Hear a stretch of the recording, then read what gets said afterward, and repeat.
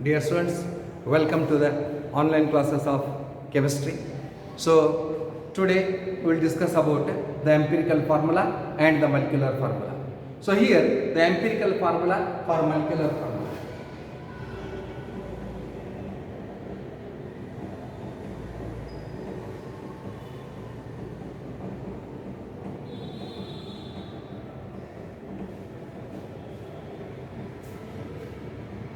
Look here students, so what is empirical formula? So here, if you know the empirical formula, then we can determine the molecular formula. So remember, empirical formula means in Kannada, prayogika sutra. ಪ್ರಾಯೋಗಿಕ ಸೂತ್ರ ಪ್ರಾಯೋಗಿಕ ಸೂತ್ರ ಅಂತಂದ್ರೆ ಇದು ಏನದಲ್ಲ empirical ಫಾರ್ಮುಲಾದಲ್ಲಿ ಒಂದು simple example ಹೇಳ್ತೀನಿ ಇಲ್ಲಿ ನೋಡ್ರಿ ನೋಡ್ರಿ ಬೆಂಜಿನ್ C6H6 ಏನಿದು ಬೆಂಜಿನ್ C6H6 ಇದು ಏನದಲ್ಲ ಮಾಲಿಕ್ಯುಲರ್ ಫಾರ್ಮುಲಾ ಅದ ಇದು ಮಾಲಿಕ್ಯುಲರ್ ಫಾರ್ಮುಲಾ ಅದ ಆಮೇಲೆ ಇದು ಇಲ್ಲಿ ಇನ್ನೊಂದು ಬರೀತೀವಿ ಇಲ್ಲಿ so it is empirical formula so it is ಇದು CH ಅಂತ ಬರೀತೀನಿ ನೋಡ್ರಿ ಡಿಫರೆನ್ಸ್ ಬೆಂಜಿನ್ C6H6 ಬರೆದಿನಿ ಎಂಪಿರಿಕಲ್ ಫಾರ್ಮುಲಾ ಬೆಂಜಿನ್ ಅನ್ನೋದಲ್ಲ CH ಬರೆದಿನಿ ಅಂದ್ರೆ ಇದು ಏನು ಇಂಡಿಕೇಟ್ ಮಾಡ್ತದಪ್ಪ ಅಂತಂದ್ರೆ ಎಂಪಿರಿಕಲ್ ಫಾರ್ಮುಲಾ ಅಂತಂದ್ರೆ so it is relative number of atoms it is the simplest formula which gives the relative number of atoms or it is also that is called as a simplest ratio of elements ಏನಂತ ಕರಿತೀವಿ ನಾವು simplest ratio of elements of a compound simplest ratio so it is ಇಲ್ಲಿ 6 ಅದ ಇಲ್ಲಿ 1 ತಗೊಂಡಿನಿ ಇಲ್ಲಿ 6 ಅದ ಇಲ್ಲಿ 1 ತಗೊಂಡಿನಿ ಇದಕ್ಕೆ ಎಂಪಿರಿಕಲ್ ಫಾರ್ಮುಲಾ ಅಂತ ಕರಿತೀವಿ it is the simplest formula which gives the relative number of atoms of various elements in the molecule of a compound in the molecule of a compound ಒಂದು ಕಂಪೌಂಡ್ ನಲ್ಲಿ ಸೊ ರಿಲೇಟಿವ್ ನಂಬರ್ ಅಂದ್ರೆ minimum number ನಮಗೆ ಎಷ್ಟು ಬೇಕಲ್ಲ ಆ minimum number ಕೊಡ್ತಕ್ಕಂಥದಕ್ಕೆ empirical ಅಂತ ಕರಿತೀವಿ ಪ್ರಾಯೋಗಿಕ ಸೂತ್ರ ಸೊ ಎಂಪಿರಿಕಲ್ ಫಾರ್ಮುಲಾ ಸೊ ಇದು ಎಂಪಿರಿಕಲ್ ಫಾರ್ಮುಲಾ ಅದ ಇದು ಮಾಲಿಕ್ಯುಲರ್ ಫಾರ್ಮುಲಾ ಅದ ಮಾಲಿಕ್ಯುಲರ್ ಫಾರ್ಮುಲಾದಲ್ಲಿ ಏನು ಬರ್ತೀವಿ ನಾವು ಇಲ್ಲಿ ಸೊ ಮಾಲಿಕ್ಯುಲರ್ ಫಾರ್ಮುಲಾ ಸೊ ಏನು ಬರ್ತೀವಿ which it is a true formula which use the exact number of atoms of various elements exact number of atoms ಎಷ್ಟು ಆಟಮ್ಸ್ಗಳು ಬೇಕು ಅಷ್ಟು ಕೊಡ್ತದೆ ಇದರಲ್ಲಿ ಎಷ್ಟು ಐಟಮ್ಸ್ಗಳು ಬೇಕು ಅಷ್ಟು ಕಾರ್ಬನ್ 6 ಐಟಮ್ ಬೇಕು ಹೈಡ್ರೋಜನ್ 6 ಬೇಕು ಅಷ್ಟು 6 ಕೊಟ್ಟದ್ದು it is a true formula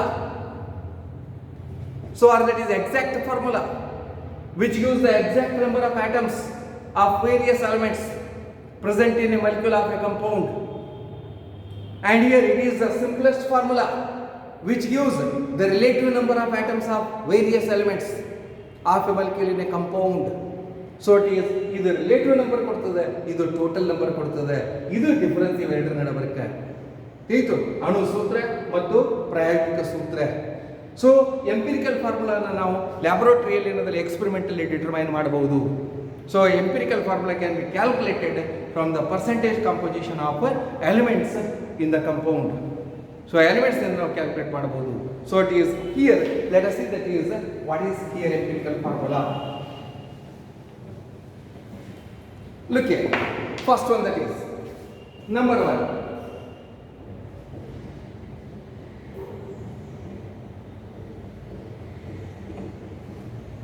empirical formula ಪ್ರಾಯೋಗಿಕ ಸೂತ್ರ so it is ಏನು ಹೇಳಿದ್ರು ನಾವು it is the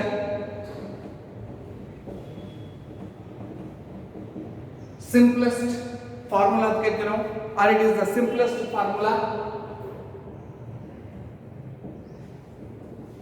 which gives the relative number of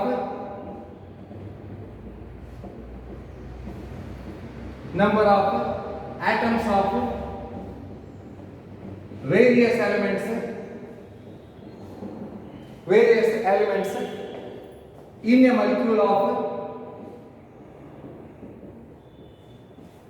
a molecule of a compound is called empirical formula so ಏನು ಹೇಳಿದೆ it is the simplest formula which gives the relative number of atoms relative ಸಂಬಂಧಪಟ್ಟಿರತಕ್ಕಂತ ಅಷ್ಟ relative number minimum number so it gives the relative number of atoms of different elements or relative number of atoms of various elements or different elements present in a molecule of a compound. ಇದಕ್ಕೆ ನಾವು ಏನಂತ ಕರಿತೀವಿ ನಾವು, it shows simplest ratio of elements. It shows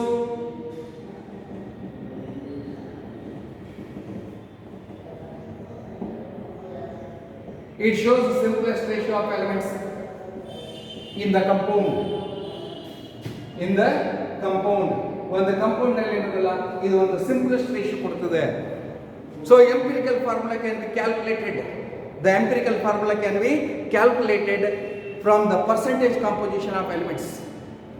Elements ಗಳ percentage composition ಇಂದ empirical formula ನ calculate ಮಾಡಬಹುದು ನಾವು. So then what is molecular formula?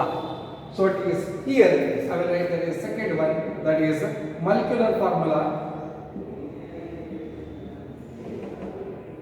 Molecular formula ಅಂತಂದ್ರೆ so molecular formula ಅಂತ ಹೇಳ್ತೀವಿ ನಾವು ಇಲ್ಲಿ, the formula or that is the true formula which gives the true formula,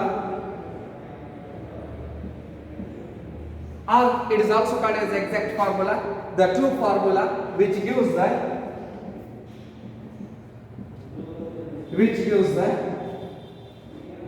exact number of atoms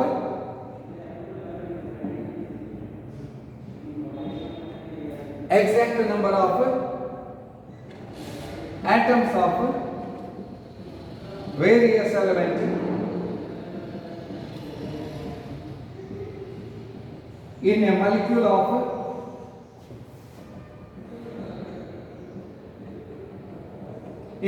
of compound. True formula कहते हैं और correct formula कहते हैं. So it is the true formula which gives the exact number of atoms of various elements in a molecule of a compound. ಒಂದು compound ಅಲ್ಲಿ ಇರತಕ್ಕಂಥ ಏನದಲ್ಲ exact formula ಅಥವಾ ಎಕ್ಸಾಕ್ಟ್ ನಂಬರ್ ಅಂತ which gives the exact number. So it is total number ಕೊಡ್ತಕ್ಕಂಥದ್ದು. So ಹಾಗಾದ್ರೆ ಇಲ್ಲಿ ಒಂದೆರಡು ಎಕ್ಸಾಂಪಲ್ಗಳನ್ನು ಬರೀತಿಲ್ಲ. So it is molecular formula, ಇದು ಟೋಟಲ್ ನಂಬರ್ ಆಫ್ ಐಟಮ್ಸ್ ಇರ್ತಾವೆ. ಎಂಪಿರಿಕಲ್ ಫಾರ್ಮುಲಾ ಮಿನಿಮಮ್ ನಂಬರ್ ಇರ್ತಾವೆ. ಇದು ಡಿಫ್ರೆನ್ಸ್ ಇರುತ್ತೆ. Empirical formula contains minimum number and the molecular formula contains exact number, whatever the number of atoms which are present in it. So I will give that is an example here.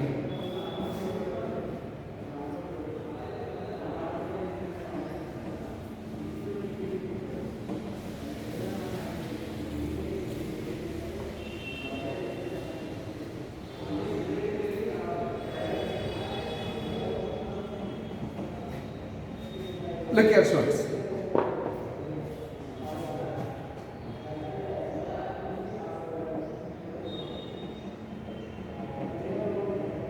Name of the compound. Either name of the compound. ಆಮೇಲೆ ಏನದು molecular formula.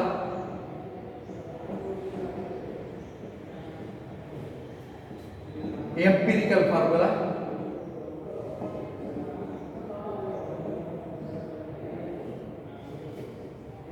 Look here. Name of the compound, empirical formula, molecular formula. Number 1. Benzene. We know that its molecular formula is C6H6 and its empirical formula is CH. Benzene. And then I will write that is acetylene. C2H2. Acetylene is nothing but ethine. ETHYNE, ANE, ENE, YNE, single bond compound, ethine. It has also same. Students ಇಲ್ಲಿ question ಬರ್ಬೋದು, ಇಲ್ಲಿ ನೀವು ಕೇಳಬಹುದು. Benzene empirical ಫಾರ್ಮುಲಾನು CH ಅದರಿ ಮತ್ತು ಎಸ್ಟಿಲಿನ್ empirical ಫಾರ್ಮುಲಾನು CH ಅದರಿ ಮತ್ತು ಎರಡು CH ಇದ್ದು ಅಂತಂದ್ರೆ ಎಂಪಿರಿಕಲ್ ಫಾರ್ಮುಲಾ ಸೇಮ್ ಆದವಲ್ಲ. ಸೊ ಎಂಪಿರಿಕಲ್ ಫಾರ್ಮುಲಾ ಸೇಮ್ ಇದ್ರೂ ಏನದಲ್ಲ ತಿಳಿತ ಅವ್ರ ಮಾಲಿಕ್ಯುಲರ್ ಫಾರ್ಮುಲಾ ನಾವು ತೆಗಿಬೇಕಾಗಿತ್ತಪ್ಪ ಅಂತಂದರೆ ಅದರದ್ದು ಪರ್ಸೆಂಟೇಜ್ ಕಾಂಪೋಸಿಷನ್ ಆಫ್ ಎಲಿಮೆಂಟ್ ತೆಗಿತೀವಿ. ಏನು ತೆಗಿತೀವಿ ನಾವು? Percentage composition of element. ಆವಾಗ ನಮಗೇನದಲ್ಲ ಎಂಪಿರಿಕಲ್ ಫಾರ್ಮುಲಾ ಸೇಮ್ ಇರ್ಬೋದು, ಆದರೆ ಮಾಲಿಕ್ಯುಲರ್ ಫಾರ್ಮುಲಾ ಏನದಲ್ಲ ಇದು ಪರ್ಸೆಂಟೇಜ್ ಕಾಂಪೋಸಿಷನ್ ಮೇಲೆ ಡಿಪೆಂಡ್ ಇರ್ತದೆ. ಅದ್ರ ವ್ಯಾಲ್ಯೂ ಎಷ್ಟು ಬರ್ತದೆ ಅದ್ರ ಮೇಲೆ ಏನದಲ್ಲ ಇದು ಬರ್ತದೆ. ಎಂಪಿರಿಕಲ್ ಫಾರ್ಮುಲಾ ಏನದಲ್ಲ so it is minimum number ತೊಗೋತೀವಿ ನಾವು, ಮಿನಿಮಮ್ ರಿಲೇಟಿವ್ ನಂಬರ್ ತೊಗೋತೀವಿ ನಾವು. It gives the simplest ratio, a simplest that is a whole number ratio or simplest ratio of elements. ಒಂದು ಎಲಿಮೆಂಟ್ ಇದ್ರೆ ಸಿಂಪಲ್ ರೇಷಿಯೋ ಕನ್ಸಿಡರ್ ಮಾಡ್ತೀವಿ ಅಷ್ಟೇ, ಅದಕ್ಕೆ ಬರೀತೀವಿ ನಾವು ಸೇಮ್ ಇರ್ತೀವಿ. ಅದಕ್ಕೆ ಏನದಲ್ಲ ಇದನ್ನು ಭಾಳ ಏನದಲ್ಲ ತಿಳಿಕೆಟ್ಕೊಳ್ಳೋಂಗಿಲ್ಲ. ಇದು CH ಅದ ಸೇಮ್ ಅದರಿ ಎರಡು, ಮತ್ತು ಇಲ್ಲಿ ಡಿಫ್ರೆಂಟ್ ಅದರಿ. ಇದು ಏನದಲ್ಲ, ಸೊ ರಿಲೇಟಿವ್ ನಂಬರ್ ತಗೋತೀವಿ, ಮಿನಿಮಮ್ ನಂಬರ್ ತಗೋತೀವಿ, ಅದಕ್ಕೆ ಸೇಮ್ ಬರ್ಬೋದು, ಅದರ ಮಲ್ಕ್ಯುಲರ್ ಫಾರ್ಮುಲಾ ಏನದಲ್ಲ ಡಿಫ್ರೆಂಟ್ ಆಗ್ತದೆ. ಆಯಿತು. Then glucose C6H12 O6. So look here, glucose ಇಲ್ಲಿ ಮಿನಿಮಮ್ ರೇಷಿಯೋ ತಗೋತೀವಿ ನಾವು. ಮಿನಿಮಮ್ ರೇಷಿಯೋ ತಗೊಂಡಾಗ ಏನದಲ್ಲ, ಇಟ್ ಗಿವ್ಸ್ CH2O ಕೊಡ್ತೀವಿ. CH2O ಕೊಡ್ತೀವಿ. ಇನ್ನೊಂದು ಸೇಮ್ ಬರೀತೀನಿ ನಾನು ನೋಡಿ, acetic acid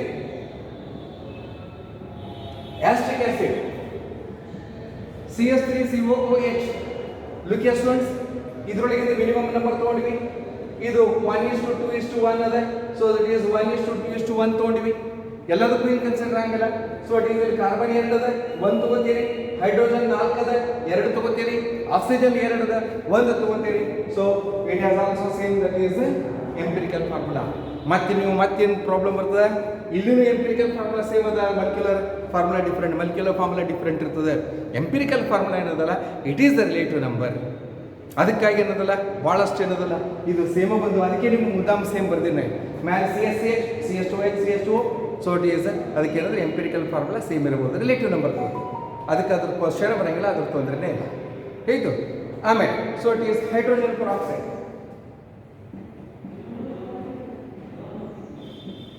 hydrogen peroxide H2O2 minimum number HO, minimum number HO. So this is that is ಎಲ್ಲದಕ್ಕೂ ಮತ್ತೆ ಇನ್ನೊಂದು ನೆನಪಿಡ್ರಿ, ಎಲ್ಲದಕ್ಕೂ ನಾವು ಎಂಪಿರಿಕಲ್ ಫಾರ್ಮುಲಾ ಏನದಲ್ಲ ಈ ಟೈಪ್ ಬರಂಗಿಲ್ಲ. ಅದನ್ನು ನಾವು ಏನಂದ್ರೆ ಕ್ಯಾಲ್ಕುಲೇಷನ್ ಮಾಡ್ಕೋಬೋದು, ರಿಲೇಟಿವ್ ನಂಬರ್ ತೆಗಿಬೋದು ಎಲ್ಲದಕ್ಕೂ. ಇದು ಏನದಲ್ಲ ಜಸ್ಟ್ ಒಂದಿಷ್ಟು ಎಕ್ಸಾಂಪಲ್ ಅದಾವೆ. So let us see that is how this empirical formula is used to calculate the molecular formula. Empirical ಫಾರ್ಮುಲಾದಿಂದ ನಾವು ಮಲ್ಕ್ಯುಲರ್ ಫಾರ್ಮುಲಾಗಳನ್ನು ಯಾವ ರೀತಿ ಮಾಡಬಹುದು, ಆ steps for determining the empirical formula. First empirical formula ಕಂಡುಹಿಡಿಬೇಕು. ಎಂಪಿರಿಕಲ್ ಫಾರ್ಮುಲಾ ಕಂಡುಹಿಡಿದ ಮೇಲೆ ಮಲ್ಕ್ಯುಲರ್ ಫಾರ್ಮುಲಾ ಕಂಡುಹಿಡಲಿಕ್ಕೆ ಬರ್ತದೆ. I will show here that is an example for this.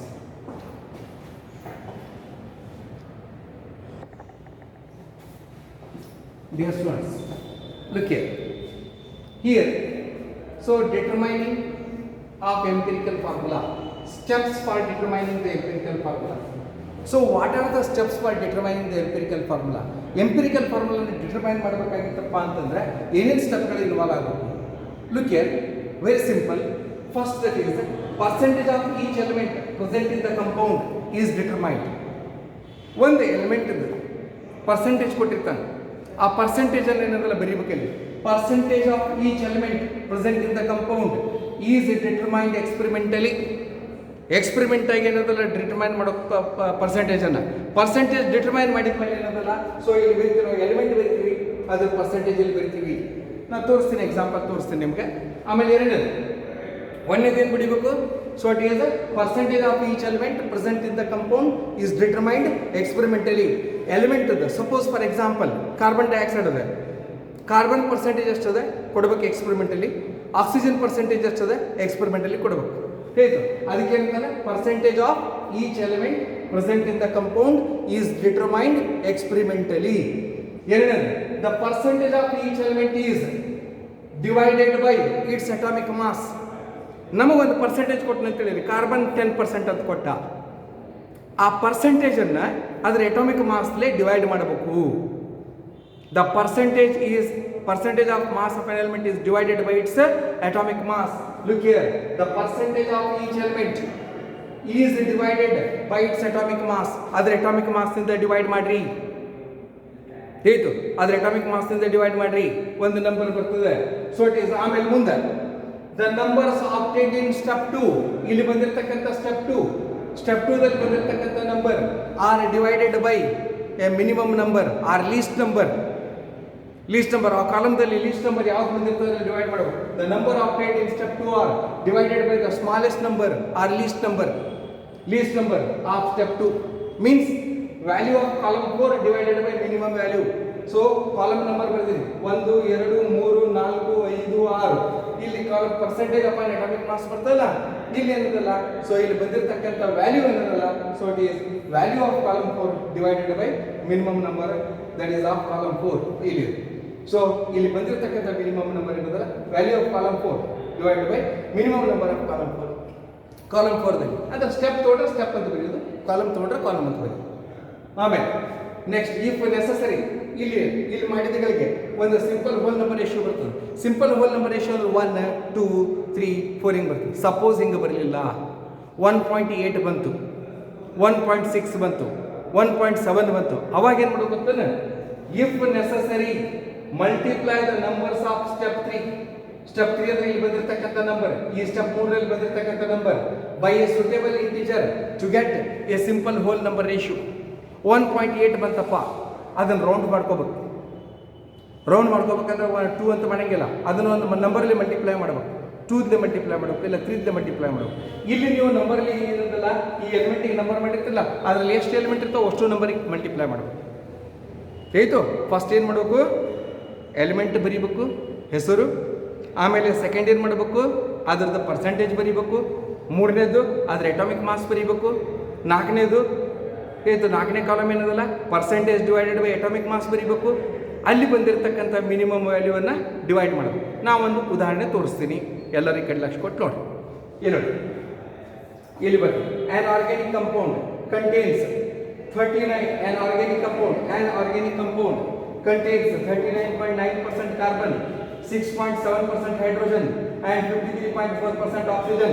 Calculate its empirical formula. ಒಂದು ಆರ್ಗ್ಯಾನಿಕ್ ಕಂಪೌಂಡ್ ಕೊಟ್ಟಿದ್ದ ಇಲ್ಲಿ. ಸೊ ಈ ಆರ್ಗ್ಯಾನಿಕ್ ಕಂಪೌಂಡ್ ಒಳಗೆ ಕಾರ್ಬನ್ 39.9 ಅದ, ಹೈಡ್ರೋಜನ್ 6.7 ಅದ, ಆಕ್ಸಿಜನ್ 53.4% ಅದ. ಹಂಗಾರೆ ಇದ್ರ ಎಂಪಿರಿಕಲ್ ಫಾರ್ಮುಲಾ ಕಂಡಿಡಿರಿ. ಇವು ಪರ್ಸೆಂಟೇಜ್ ಅನ್ನೋದ್ರಲ್ಲಿ ಎಕ್ಸ್ಪೆರಿಮೆಂಟಲ್ಲಿ ಡಿಟರ್ಮೈನ್ ಇರ್ತದೆ, ಅಲ್ಲಿ ಮ್ಯಾಲ್ನೂ ಹಿಡಿದು ನಾವು. ಈಗ ನಾವು ಎಂಪಿರಿಕಲ್ ಫಾರ್ಮುಲಾ ತೆಗಿಬೇಕು. ಸೊ ಲಕ್ಷ ಕೊಟ್ಟು ನೋಡ್ರಿ ಇಲ್ಲಿ. ಸೊ ಫಸ್ಟ್ ಎಲಿಮೆಂಟ್, ಎಷ್ಟು ಎಲಿಮೆಂಟ್ ಅದಾವ್ರಿ ಇಲ್ಲಿ? How many elements are there? 3 element ಅದಾವ, ಕಾರ್ಬನ್, ಹೈಡ್ರೋಜನ್ ಮತ್ತು ಆಕ್ಸಿಜನ್. 3 ಬರೀತೀವಿ. ಫಸ್ಟ್ ಎಲಿಮೆಂಟ್ ಕಾರ್ಬನ್ ಬರೀತೀವಿ, ಸೆಕೆಂಡ್ ಎಲಿಮೆಂಟ್ ಹೈಡ್ರೋಜನ್ ಬರೀತೀವಿ, ಥರ್ಡ್ ಎಲಿಮೆಂಟ್ ಆಕ್ಸಿಜನ್ ಬರೀತೀವಿ. ಆಮೇಲೆ first element percentage, carbon percentage ಎಷ್ಟು ಇದೆ? 39.9% ಅದ. ಆಮೇಲೆ ಹೈಡ್ರೋಜನ್ ಪರ್ಸೆಂಟೇಜ್ 6.7% ಅದ. ಆಕ್ಸಿಜನ್ ಪರ್ಸೆಂಟೇಜ್ 53.4% ಅದ. ಇದು 53.4%. ಆಮೇಲೆ ಸೊ ಇಟ್ ಈಸ್ ಇದ್ರ ಅಟಾಮಿಕ್ ಮಾಸ್ ಕಾರ್ಬನ್ 12. ನಾ ಏನು ಮಾಡ್ತೀನಿ ಇಲ್ಲಿ, ನೀವು ರೌಂಡ್ ಫಿಗರ್ ಹಚ್ಬೋದು. 12.01 ಅದ, ಐ ವಿಲ್ ರೈಟ್ 12. ಆಮೇಲೆ ಹೈಡ್ರೋಜನ್ ಏನದಲ್ಲ 1.008 ಅದ, 1 ಬರಿತೀನಿ. ಇದು ಆಮೇಲೆ ಇದರದ್ದು 16.01 ಅದ, 16 ಬರಿತೀನಿ. ಆಮೇಲೆ ಇದು ಸೊ ಅಟಾಮಿಕ್ ಮಾಸ್ ಆಯ್ತು. ಮೂರನೇದು 4ನೇ ಕಾಲಮ್ ನೋಡಿ. 1ನೇ ಕಾಲಮ್ ಎಲಿಮೆಂಟ್ ಆಯ್ತು, 2ನೇ ಕಾಲಮ್ ಪರ್ಸೆಂಟೇಜ್ ಆಯ್ತು, ಎಕ್ಸ್ಪೆರಿಮೆಂಟಲಿ ಡಿಟರ್ಮೈನ್. 3ನೇ ಕಾಲಮ್ ಅಟಾಮಿಕ್ ಮಾಸ್ ನಮ್ಗೆ ಗೊತ್ತದೆ. 4ನೇದು ಇಂಪಾರ್ಟೆಂಟ್ ಏನಪ್ಪ ಅಂತಂದ್ರೆ ಪರ್ಸೆಂಟೇಜ್ ಅಪಾನ್ ಅಟಾಮಿಕ್ ಮಾಸ್. ನೋಡಿ ಪರ್ಸೆಂಟೇಜ್ ಬರೀತೀನಿ ಇಲ್ಲಿ 39.9 divided by 12 is equal to 12 ಮೂರಲೆ 36. 12 ಮೂರಲೆ 36.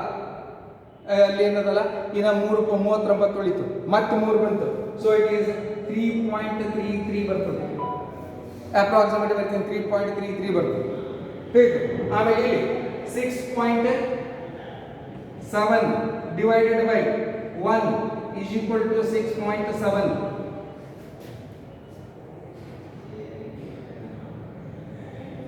ಇಲ್ಲಿ 6.7 ಬಂತು. ಆಮೇಲೆ ಮೂರನೇದು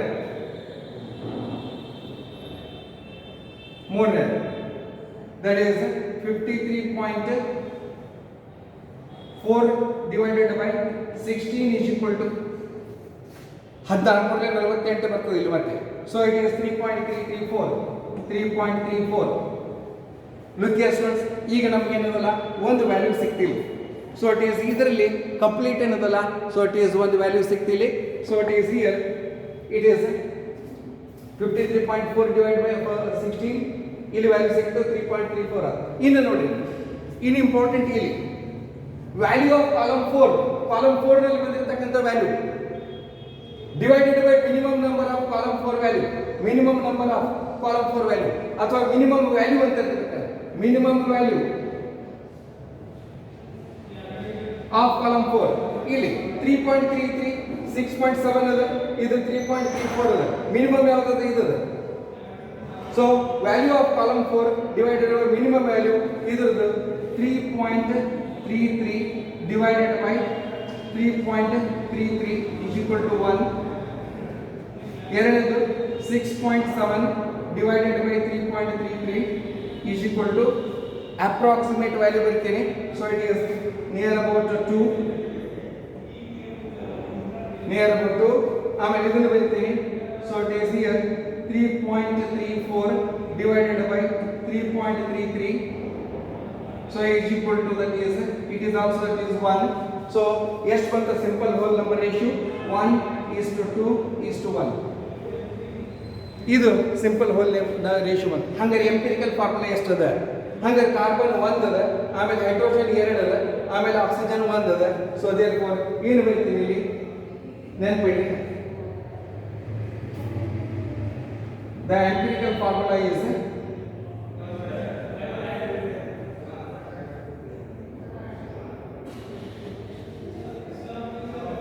the empirical formula is CH2 ಅಂದ್ರೆ ಕಾರ್ಬನ್ 1 ಅದ, ಹೈಡ್ರೋಜನ್ 2 ಅದ, ಆಕ್ಸಿಜನ್ 1 ಅದ. ಸೊ 1:2:1.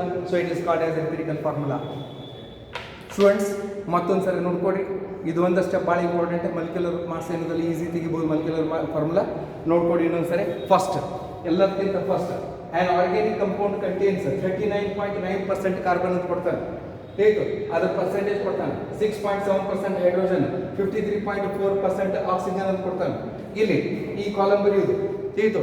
NCERT ಬುಕ್ದ ಕಾಲಮ್ ಹಾಕಿಲ್ಲ, ನಾ ಕಾಲಮ್ ಹಾಕಿ ಸ್ವಲ್ಪ ಈಸಿ ಮಾಡೀನಿ. NCERT ಬುಕ್ ಒಳಗೆ ಕಾಲಮ್ ಸೆಲ್ಲಿಂಗ್ ಇದು ಕಾಲಮ್ ಹಾಕಿದ್ರೆ ಈಸಿ ಆಗ್ತದೆ, ಅದ್ರ ಸಲುವಾಗಿ ಈ ಮೆಥಡ್ ಮಾಡಿನ ತಿಳಿತು.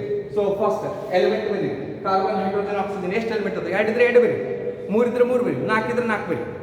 ಆಮೇಲೆ percentage mass 39.9 carbon, hydrogen 6.7, oxygen 53.4. ನೀವು ಪರ್ಸೆಂಟೇಜ್ ಒಳಗೆ ಬರೀ ಇಲ್ಲ ಗ್ರಾಮ್ ಒಳಗೆ ಬರೀ. 100 ಗ್ರಾಮ್ ಅಂತ ತೊಗೊಳ್ರಿ. ಟೋಟಲ್ 100 ಗ್ರಾಮ್ ಅಂತ ತೊಗೊಂಡ್ರೆ 39.9 ಗ್ರಾಮ್ ಆಗ್ತದೆ, 6.7 ಗ್ರಾಮ್ ಆಗ್ತದೆ, 53.4 ಗ್ರಾಮ್ ಆಗ್ತದೆ. So it is considered for 100 gram or it is considered for 100%. ಪರ್ಸೆಂಟೇಜ್ಗೂ ಮಾಡ್ಬೋದು, ಗ್ರಾಮಿಗೂ ಮಾಡ್ಬೋದು. ಆಮೇಲೆ ಅಟಾಮಿಕ್ ಮಾಸ್ ಬರೀ 12.16. ಸೊ ಇಲ್ಲಿ ರೌಂಡ್ ಫಿಗರ್ ಬರೆದು ನಡೀತದೆ.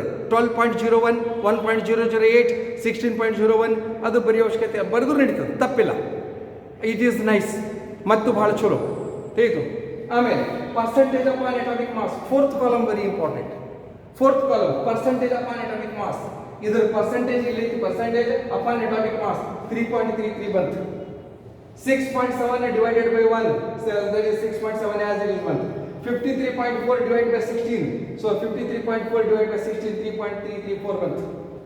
ದೆನ್ ಇದರದ್ದು ಒಳಗೆ ಏನದಲ್ಲ ಮಿನಿಮಮ್ ವ್ಯಾಲ್ಯೂ ಆಗದ 3.33 ಅದ. ಸೊ value of column 4 divided by minimum value of column 4. So 3.33 ಇದಕ್ಕೆ divided by 3.33 1. 6.7 divided by minimum ವ್ಯಾಲ್ಯೂಲೇ ಡಿವೈಡ್ ಮಾಡಿ, ಮಿನಿಮಮ್ ವ್ಯಾಲ್ಯೂಲೇ 2 ಬಂತು. ಇದು 3.34, 3.33 ಇದು 1 ಬಂತು. It is 1:2:1. So therefore carbon 1 ಇರ್ತದೆ, ಹೈಡ್ರೋಜನ್ 2 ಇರ್ತದೆ, ಆಕ್ಸಿಜನ್ 1 ಇರ್ತದೆ. ನೀವು ಮೇಲಿಂದ ಮತ್ತೊಂದು ಸರಿ ಓದ್ರಿ. Percentage of each element present in the compound is determined experimentally. ಇದು ಎಕ್ಸ್ಪೆರಿಮೆಂಟ್ ಆಗಿ ಡಿಟರ್ಮೈನ್ ಮಾಡಿರ್ತಕ್ಕಂಥ percentage, it is experimentally determined. ಎರಡನೇದು percentage of each element is divided by its atomic mass. Percentage of ಇಲ್ಲಿ ಬರ್ತೀವಿ ಒಮ್ಮೆ. Percentage of each element is divided by its atomic mass. ಇದರ percentage atomic mass divide ಮಾಡ್ತೀವಿ. ನೆನಪಿರಲಿ. Second percentage of each element is divided by its atomic mass. ಮೂರನೇದು the number obtained in the step 2. Number obtained in step 2 ಅಂತ ಇದು ಅಲ್ಲಿ ಬರ್ದಿದ್ದು ಬ್ರಾಕೆಟ್ನಾಗ. Obtained step 2 is divided by its atomic mass. ಇಲ್ಲ the number obtained in step 2 are divided by the smallest number of step 2. so it is step 2 ದಲ್ಲಿ ಇರತಕ್ಕಂತ number smallest number ಅಲ್ಲಿ divide ಮಾಡಬೇಕು. ಇದನ್ನು ಡಿವೈಡ್ ಮಾಡಿ. then if necessary multiply the number of step 3 by suitable integer. ಒಂದು ವೇಳೆ ಇಲ್ಲಿ ಏನದಲ್ಲ, so suppose 1.7 ಅಂತ ತಿಳಿಯಿರಿ, ಇಲ್ಲಿ 2 ಬಂತು, ಇಲ್ಲಿ 1 ಬಂತು. ಸೊ ಇಟ್ ಈಸ್ ಇದು 1.7 ಬಂತಪ್ಪ ಅಂತಂದ್ರೆ ಇಲ್ಲಿ 2.3 ಬಂತಂದ್ರೆ ಇವಕ್ಕೆ ಒಂದು ಯಾವುದಾದ್ರು ರೌಂಡ್ ಫಿಗರ್ಲಿ ಮಲ್ಟಿಪ್ಲೈ ಮಾಡಿ. 2ರಲ್ಲೇ ಗುಣಿಸ್ರಿ, 3ರಲ್ಲೇ ಗುಣಿಸ್ರಿ, 4ರಲ್ಲೇ ಗುಣಿಸ್ರಿ, ಅಂದ್ರೆ ವ್ಯಾಲ್ಯೂ ಎಷ್ಟಾಗಬೇಕು ಅಲ್ಲಿ ರೌಂಡ್ ಫಿಗರ್ ಆಗಬೇಕು. ಅಥವಾ 1.99 ಬಂತಂತೇಳಿ you take it as 2. So 2 ಬೋದು. So it is about that is this one example ಮತ್ತು ಇದನ್ನು ಬಂದಿದೆ. ನೆಕ್ಸ್ಟ್ ಕ್ಲಾಸ್ನಲ್ಲಿ ಇರೋದಲ್ಲ. So it is how to determine the molecular mass. So thank you.